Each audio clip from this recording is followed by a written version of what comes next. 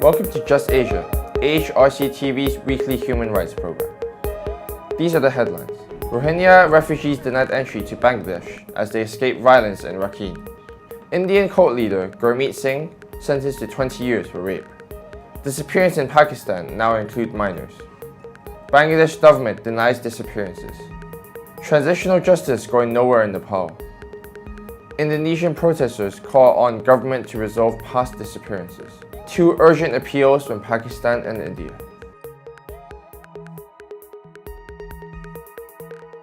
Welcome to AHRC TV's Just Asia. I am Simon. This week, Just Asia begins with Burma, where fighting has broken out once again in the state of Rakhine. Clashes between Burmese security forces and Rohingya militants have led to some 89 people killed, including 12 security force personnel. According to the Burmese military, more than 20 police posts came under attack in the early hours of Friday by an estimated 150 insurgents, some carrying guns and using homemade explosives. This is the worst violence to hit the area since October 2016, when the military crackdown left scores dead and forced thousands to flee. Friday's violence drove more Rohingya to leave, with two boats containing around 150 women, children, and elderly people attempting to cross the Naf River into Bangladesh. Due to Bangladesh's zero-tolerance policy, however, they were pushed back. The violence occurred just hours after former UN chief Kofi Annan released a report detailing conditions inside Rakhine and offering ways to heal the festering sectarian tensions there. Commissioned by the Burmese government, it urged the scrapping of restrictions of movement and citizenship imposed on the Rohingya community. According to Annan, after years of insecurity and instability, it should be clear that violence is not the solution to the challenges facing Rakhine state. The conviction of Indian cult leader Gurmeet Ram Rahim Singh for sexually assaulting two female disciples led to violent protests in the Indian state of Haryana. On Friday, the day that Singh was declared guilty, most of his followers rioted in Panchkula. The violence and arson resulted in the deaths of more than 35 persons, the injuries of many more, and considerable damage of public property. On Monday, Singh was sentenced to 20 years imprisonment. The sexual assault that Singh, leader of the Dera Sacha Sauda cult, was found guilty of occurred more than 10 years ago. It was exposed when one of the survivors wrote an anonymous letter accusing him of rape. The letter also alleged that there were many other women who were raped by the cult leader, and they were keeping silent due to fear. The editor of the newspaper publishing that letter was shot dead in 2002, a few weeks after publication. Singh also faces separate murder charges. This case exposes the failings of the criminal justice system in India, which makes it next to impossible to report crimes against powerful people. It also indicates the faults in India's social fabric that provide the breeding ground for rapist cult figures, such as Rahim Singh. Next, the UN International Day of the Victims of Enforced Disappearances is annually marked on August 30th. Once largely the product of military dictatorships, enforced disappearances now occur in various situations around the world and are perpetrated by state and non-state actors. Political opponents, activists, and human rights defenders are at particular risk of disappearances. In fact, many countries encourage disappearances through anti-terrorism measures. In Pakistan, for instance, many laws on combating terrorism give legal cover to the act of enforced disappearances. At the same time, the Pakistan government is conspicuously avoiding criminalizing the crime of enforced disappearances. Pakistan's military and other law enforcement agencies indulge in the practice of disappearances with complete impunity. It is used as a strategic and tactical tool of oppressions against dissenters, nationalists, and all those daring to critique state policy and customs. While Pakistan has seen enforced disappearances occurring for decades, recent trends are seeing the disappearance of bloggers, social media activists, and even minors. The AHRC has reported and documented 2 cases of enforced disappearance of minors in 2017. According to the list of missing persons prepared by the Voice of Baloch Missing Persons Group, 170 children and women are missing. The highest number of enforced disappearances are reported from Khyber Pakhtunkhwa province with 1,486 cases, followed by Sindh with 1,031. In Punjab, 819 cases were reported, while 282 were reported from Balochistan. Due to the absence of any law against disappearances, not a single perpetrator of the crime has yet been held accountable. Pakistan's judiciary has also stopped taking cognizance of disappearance cases. While disappearances continue in Bangladesh, the country's government flatly rejects all demands of investigations into enforced disappearances by law enforcement agencies. According to the state, there are no disappearances in the country. The victims have either run away or were kidnapped by criminals.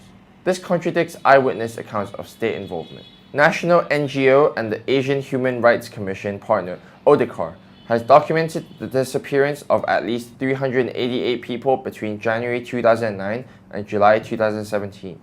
Among them, 51 bodies were found after being disappeared.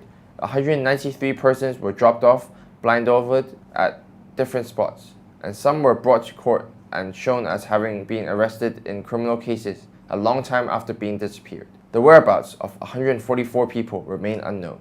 Human rights groups and the United Nations independent experts have been urging Bangladesh to conduct judicial probes into alleged incidents of disappearances. In response, the Sheikh Hasina regime is blaming human rights groups for tarnishing the image of Bangladesh. In a joint statement issued on Tuesday, the AHRC and 3 other regional bodies stated that the government should not be afraid of probing enforced disappearances if its hands are clean. Just Asia speaks to Muhammadur Rahman, acting editor of the Daily Armidash. The current regime in Bangladesh is the worst offender in the nation's history in respect of committing the crime of enforced disappearance. It is happening actually every day, and the number we see in the various statistics is too little. It is only the tip of the iceberg. According to the number given by the human rights activists in this country, there are 400 victims since 2009 and 60 victims in the first 7 months of the current year. But we have to appreciate that most of the victim families, they are scared to report the happenings, report the incidents to the police or to the media or to the human rights activists for fear of reprisals. We know that there is no elected government in Bangladesh, and because of that, every single institution in this country, they are trying to remain in power by use of brutal state power. The Human Rights Commission is a sham in this country. All the people of Human Rights Commission are selected by the party in power. Dysfunctional judiciary neither have the courage nor they have the capability to move forward in the aid of the victims. So this is a very unfortunate situation, and Western worlds are also looking the other way around because of 2 reasons. One is they are condoning the brutal policy of Sheikh Hasina in her effort to fight so-called Islamic terrorism, and secondly because of their India-centric policy, they are supporting Sheikh Hasina regime because this regime is known as a blatant pro-Indian regime. So under the circumstances, we appeal to all human rights activists around the world to put pressure to condemn this government and government of Bangladesh, and also to put pressure on their respective governments so that UN is forced to appoint a rapporteur to look into the human rights abuses of this country. Only then we will be able to know the extent of abuses that is happening every day in this unfortunate country. Moving to Nepal, the country's transitional justice process is going nowhere in addressing conflict-era violations. The Truth and Reconciliation Commission and the Commission of Inquiry on Enforced Disappeared Persons were mandated to investigate conflict-era cases in February 2015, and the 2-year mandate was extended on 9th of February 2017 for 1 year. However, even with this 1-year extension, Commission members and conflict victims continue to face confusion and uncertainty. Most importantly, the 2 commissions are constrained by the lack of required legislation. Victims do not trust these commissions because they have been formed without consulting them. These commissions ignored the Supreme Court verdict that directed the transitional justice process be made victim-centric. The Commission on Disappeared Persons has received 3,093 complaints committed by the state and the Maoist rebels during the conflict period. As disappearances have not been criminalized in Nepal, the Commission has more challenges ahead. A draft bill criminalizing disappearances was forwarded last year by the Commission, but has been held up by the government. It has been too long a wait for justice. There are doubts about the Commission's intent to prosecute perpetrators.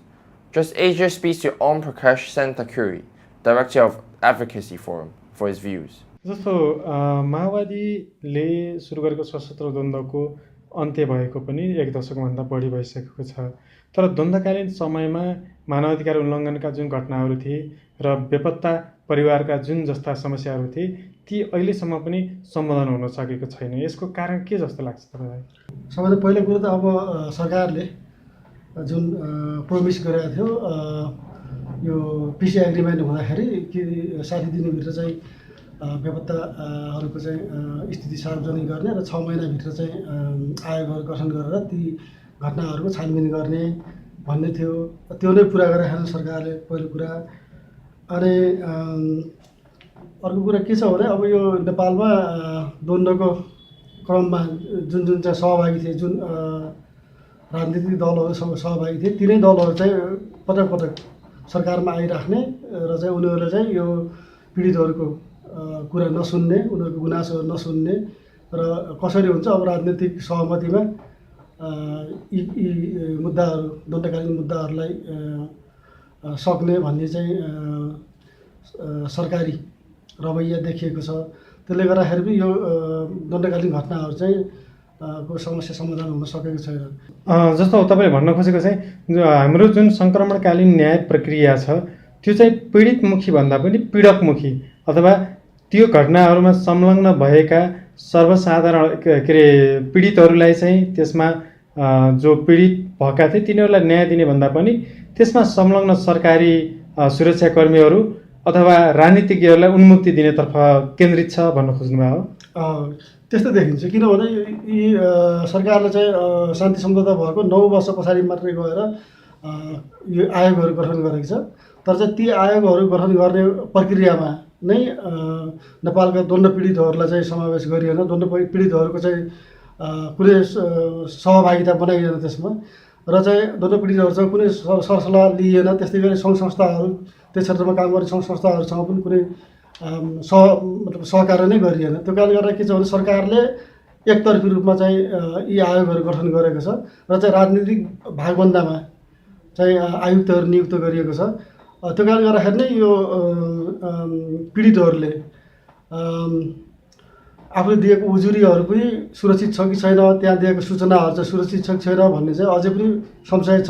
पीडितहरू अझै पनि शङ्कामा छन् र उनीहरूले दिएको सूचनाकै आधारमा उनीहरूलाई भोलि गएर कुनै कारबाही हुने हो कि या चाहिँ त्यहीका कर्मचारीबाट सूचना पार्टीगत रूपमा चाहिँ लिक भएर गएर अनि त्यसपछि उनीहरूलाई चाहिँ त्यसैका आधारमा चाहिँ कारबाही हुने हो कि भन्ने चाहिँ डर त्रासमा छन्। जस्तो बेपत्ता दिवसको हामी सन्दर्भमा छौँ, तपाईँ चाहिँ बेपत्ता परिवार वा पीडितहरूको तर्फबाट सरकार र सरकारवाला निकायलाई चाहिँ के सन्देश दिन चाहनुहुन्छ, के भन्न चाहनुहुन्छ? पहिलो कुरो त बेपत्ता परिवारहरूले चाहिँ बेपत्ता आयोगसँग चाहिँ सहकार्य गर्न पाएको छैन, उनीहरूसँग चाहिँ अपनत्व विकास भएको छैन। बेपत्ता आयोगले चाहिँ उनीहरूको मन जित्न सकेको छैन, विश्वास जित्न सकेको छैन। त्यो कारणले गर्दाखेरि यी आयोगले पहिलो कुरा पीडितहरूलाई चाहिँ समावेश गर्नु।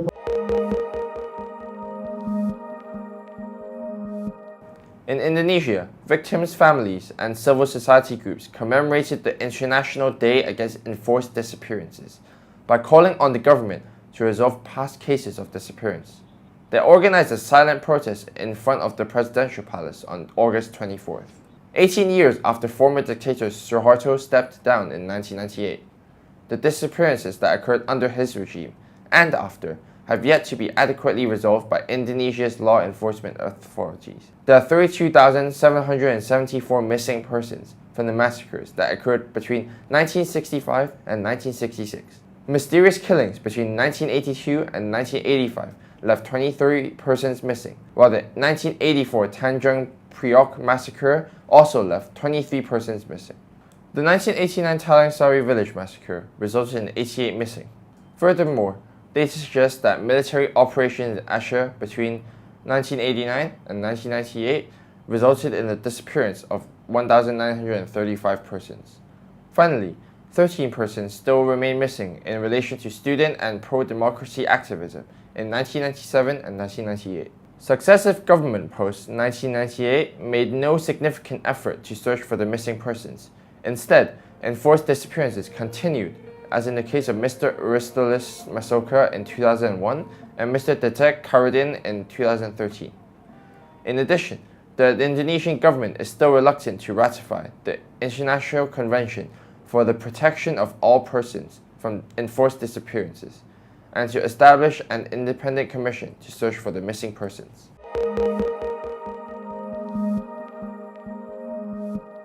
Finally, the Urgent Appeals Weekly features 2 cases from Pakistan and India. In Pakistan, a farmer was illegally abducted and confined by a wealthy individual. The police have refused to register a case against him due to his political influence in the area. In India, a civilian was extrajudicially killed by the police and Central Reserve Police Force officers in Darjeeling during the Gorkhaland protests.